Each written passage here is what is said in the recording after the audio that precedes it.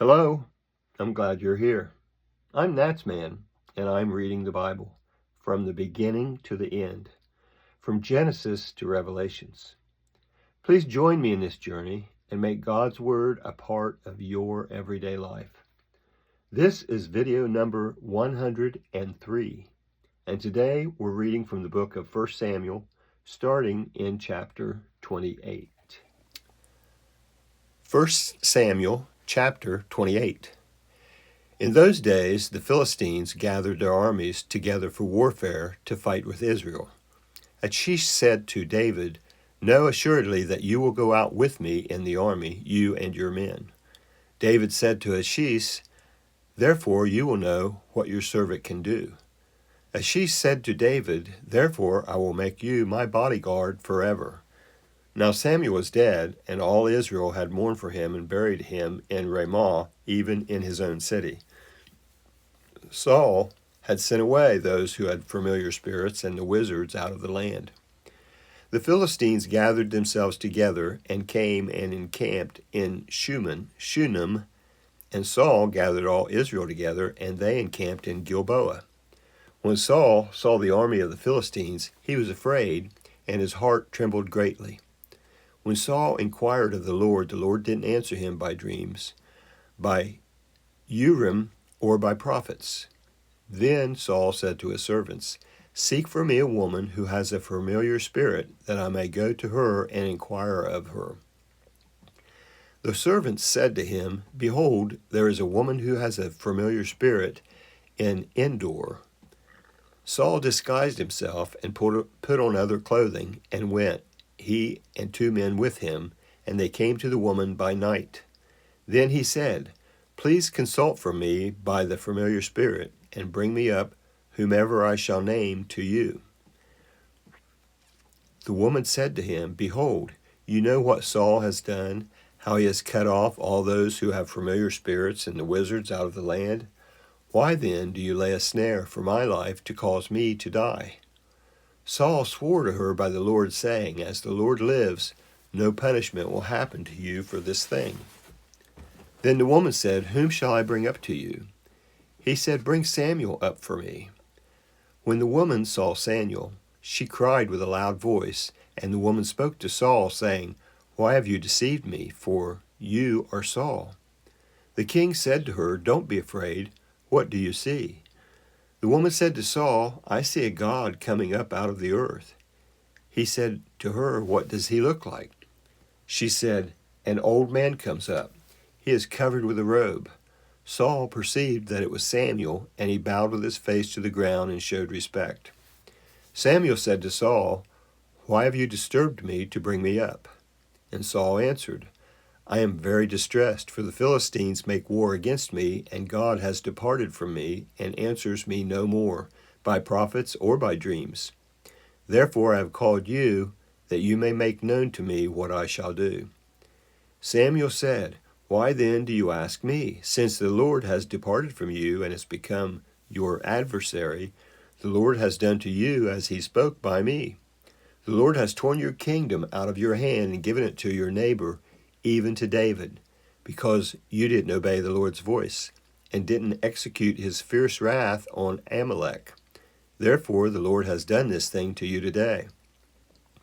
Moreover, the Lord will deliver Israel also with you into the hand of the Philistines, and tomorrow you and your sons will be with me. The Lord will deliver the army of Israel also into the hand of the Philistines." Then Saul fell immediately his full length on the earth, and was terrified because of Samuel's words. There was no strength in him, for he had eaten no bread all day long or all night long. The woman came to Saul, and saw that he was very troubled, and said to him, "Behold, your servant has listened to your voice, and I have put my life in your hand, and have listened to your words which you spoke to me. Now, therefore, please listen also to the voice of your servant, and let me set a morsel of bread before you. Eat, that you may have enough strength when you go on your way." But he refused and said, "I will not eat." But his servants, together with the woman, constrained him, and he listened to their voice. So he rose from the earth and sat on the bed. The woman had a fattened calf in her house. She hurried and killed it, and she put flour and kneaded it, and baked unleavened bread of it.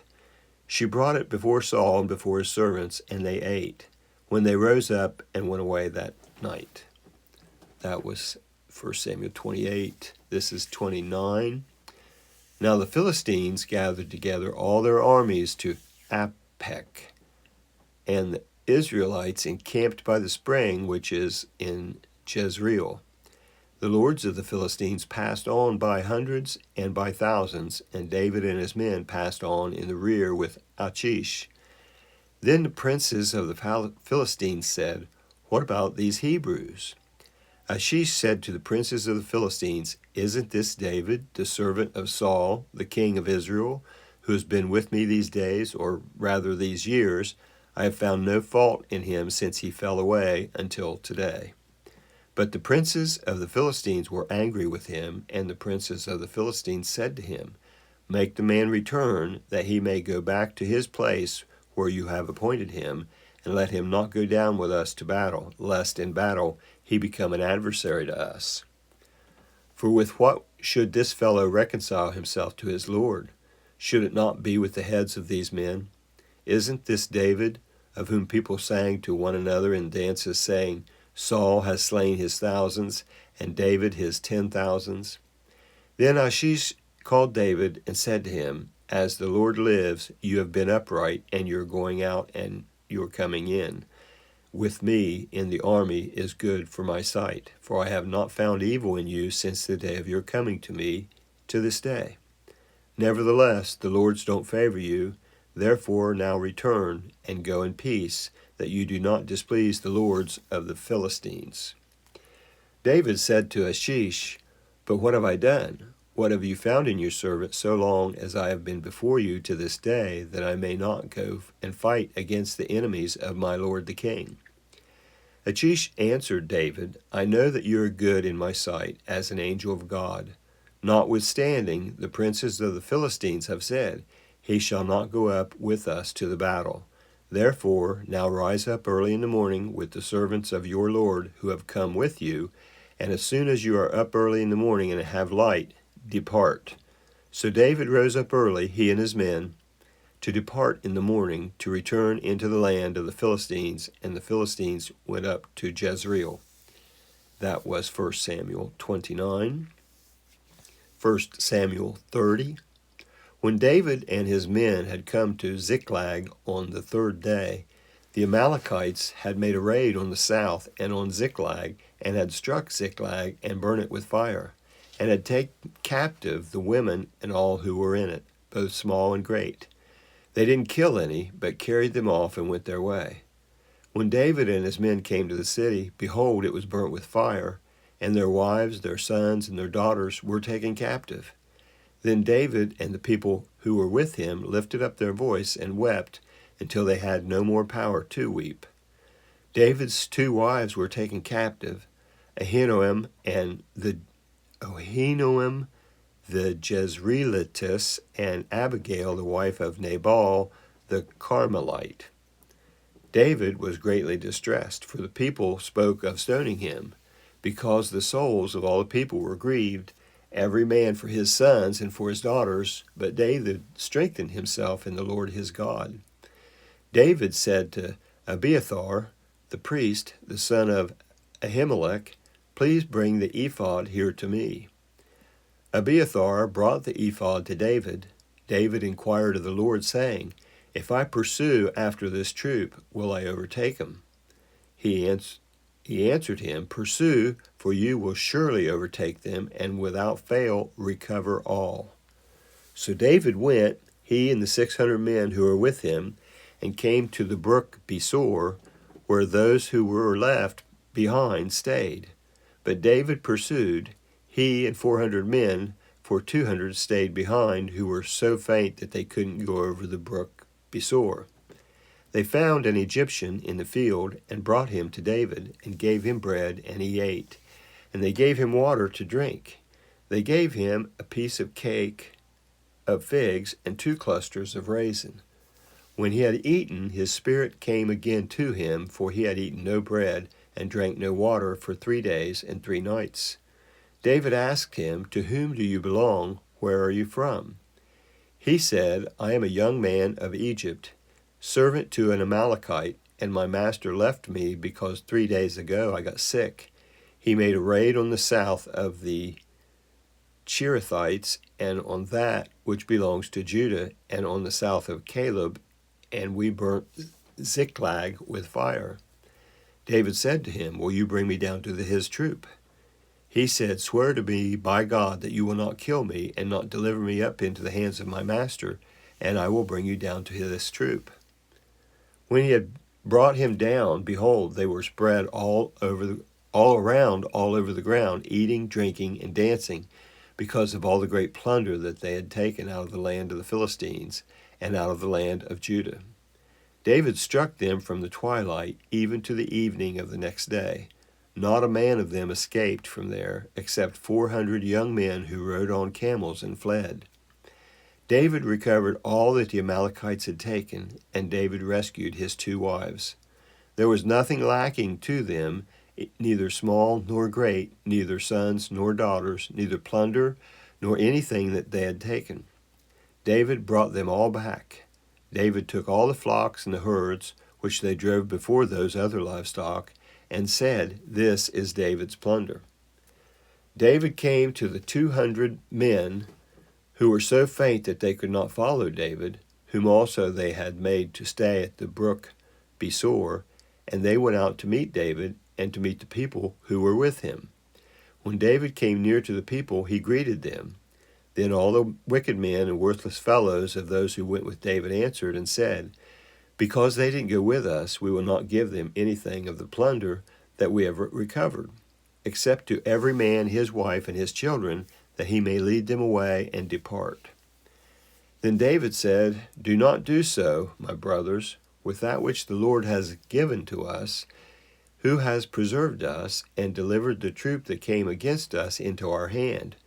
Who will listen to you in this matter? For as his share is who goes down to the battle, so shall his share be who stays with the baggage. They shall share alike." It was so from that day forward that he made it a statute and an ordinance for Israel to this day.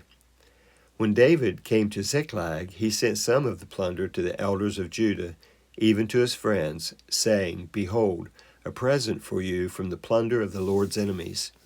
He sent it to those who were in Bethel, to those who were in Ramoth of the south, to those who were in Jetur, to those who were in the cities of the Jerahmeelites, to those who were in the cities of the Kenites, to those who were in Hormah, to those who were in Borishan, to those who were in Athach, to those who were in Hebron, and to all the places where David himself and his men used to stay. That's the end of 1 Samuel 30, now 1 Samuel 31. Now the Philistines fought against Israel, and the men of Israel fled from before the Philistines, and fell down slain on Mount Gilboa. The Philistines overtook Saul and his sons, and the Philistines killed Jonathan, Abinadab, and Malchishua, the sons of Saul. The battle went hard against Saul, and the archers overtook him, and he was greatly distressed by reason of the archers. Then Saul said to his armor-bearer, "Draw your sword and thrust me through with it, lest these uncircumcised come and thrust me through and abuse me."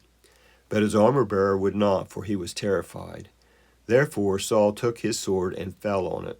When his armor-bearer saw that Saul was dead, he likewise fell on his sword and died with him.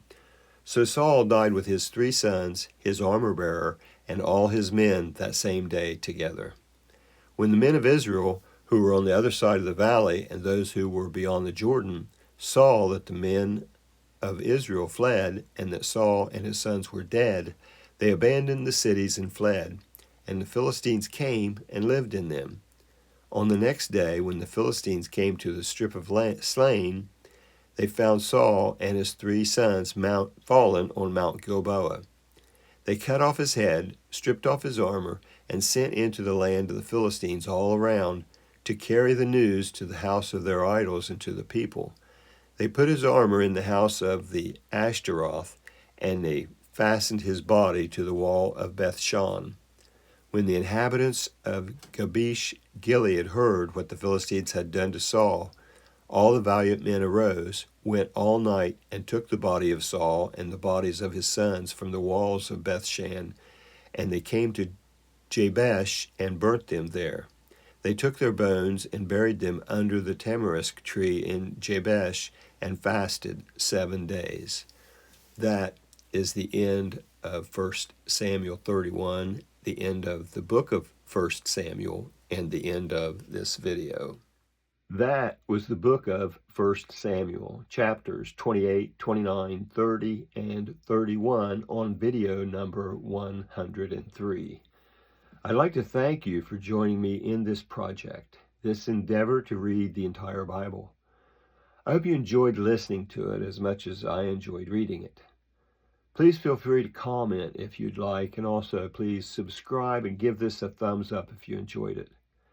If this is your first visit to NatsMan Reads the Bible, I leave a link in the description to the intro video that explains what we're working to accomplish here. I hope you come back for the next video. And until then, thank you. I hope you have a blessed day. I'm NatsMan, and I'm out.